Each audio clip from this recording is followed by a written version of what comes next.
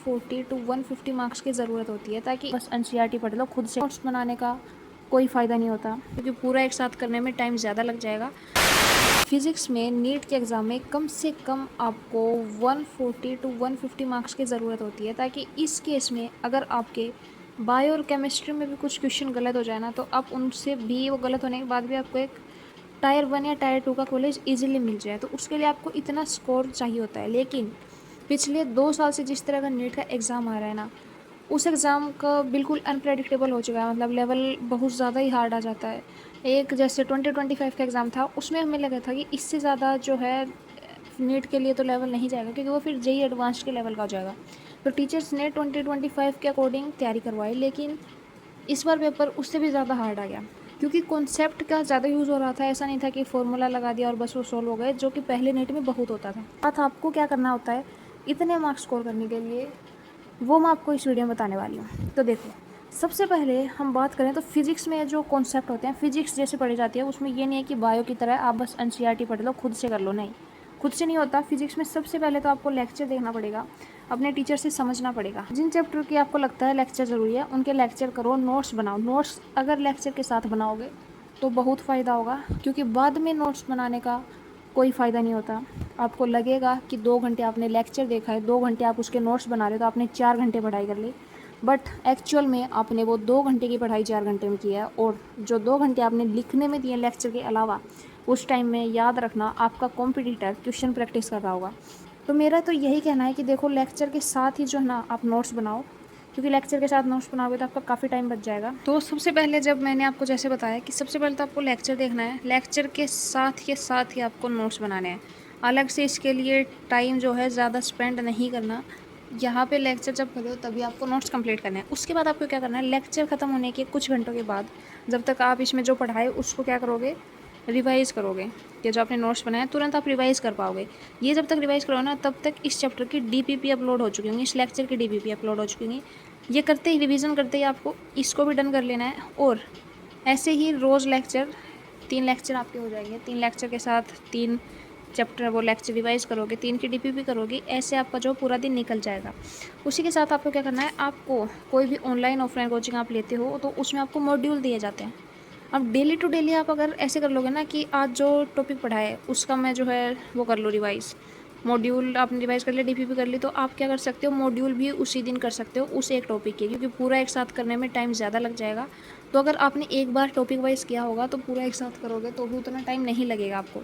तो आपको जो आपको एक दिन क्लास में पढ़ा है उसको आप मॉड्यूल से भी सोल्व कर सकते हो। इतना आपको करना है डेली, मतलब ये तो आपका होना ही चाहिए, चाहे ऑनलाइन हो चाहे ऑफलाइन, ठीक है।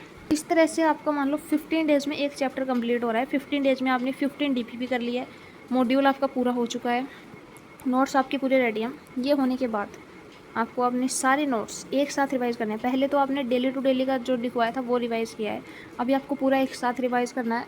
सारी डीपीपी अपनी फिर से लगानी है। ऐसा नहीं है कि मैं सॉल्यूशन देख लूँ, बिल्कुल नहीं, लेज़ी होने से काम नहीं चलता। सारी की सारी डीपीपी फिर से लगानी है, और उससे पहले आपको लिख लेना है कि मेरे इस डीपीपी में ये जो क्वेश्चन है ये रॉन्ग हुए हैं। और उसके बाद जब आप एक साथ सारे डीपीपी लगाओगे तब आपको फिर से देखना है कि उस सेम डीपीपी में मेरे जो पहले क्वेश्चन रॉन्ग हुए थे वो फिर से रॉन्ग हो रहे हैं या नहीं। जो क्वेश्चन आपको दूसरी बार भी रॉन्ग हो रहे हैं उनको आपको अपनी मिस्टेक नोटबुक में लिख लेना है। या फिर ये अगर आप स्टार्टिंग में नहीं बनाते हो तो आपको क्या करना है, अपने नोट्स में ही जहाँ पे ये टॉपिक है वहाँ पे स्टिकी नोट लगा के लिख देना है कि डीपीपी में इस टॉपिक से रिलेटेड ये क्वेश्चन था और ये मेरा गलत हो चुका है। इससे आप जितनी बार भी नोट्स रिवाइज करोगे आपको वो चीज़ याद आ जाएगी कि यहाँ मेरी गलती हुई थी, ये क्वेश्चन मेरा गलत हुआ था, और आपको पूरा क्वेश्चन भी नहीं लिखना पड़ेगा, ठीक है। उसके बाद मॉड्यूल भी आपको पूरा एक साथ लगाना है। इसमें तो वहीं पर स्टार लगा देना जो क्वेश्चन आपको नहीं बन रहा हो आपका, ठीक है। और मॉड्यूल करने के बाद अब आपके पास प्रैक्टिस शीट भी आ जाती है।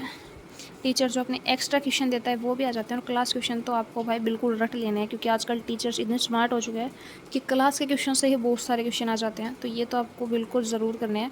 तो इस तरह से एक चैप्टर करने में आपको 15 दिन लग रहे हैं। 15 के बाद आप 2 दिन में ये सारा कुछ ही एक साथ प्रैक्टिस करना, ये सब कुछ करोगे।